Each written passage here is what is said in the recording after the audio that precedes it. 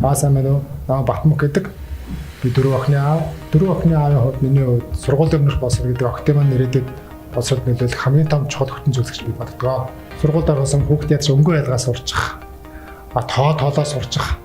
Зэрэгээ мэдсэн байхад сургуульд орсон байхад тэр хүүхд маш амар хэлбэр байдаг. Миний хувьд бол охин битээр цэцэрлэгт орохоос өмнө гэртээ хамт уншдаг байсан та. Бид битээр хоорондоо харилцах гол хэлбэр маань ном байсан.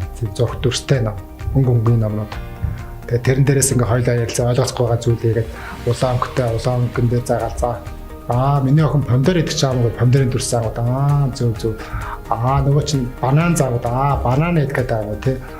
За энэ одоо эдэн банан нэгэд тоогоод 1 2 3 банан гэх мэтлэн номоод тэр хоорондоо харилцдаг байсан.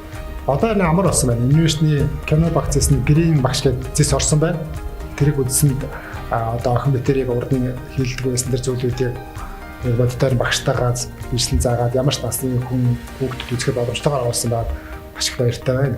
Энийг залуу эцэг эхчүүд тэр тусмаа сайхан хүүхдэд болоод хүүхдэд яаж хүмүүжүүлэх сургуулийн өмнөх боловсрол яаж олох талаар мэдлэг харуулхан байгаа гэх юм уу тийм залуу эцэг эхчүүд үзэхэд маш их тохиромжтой зүйлийг санагдлаа.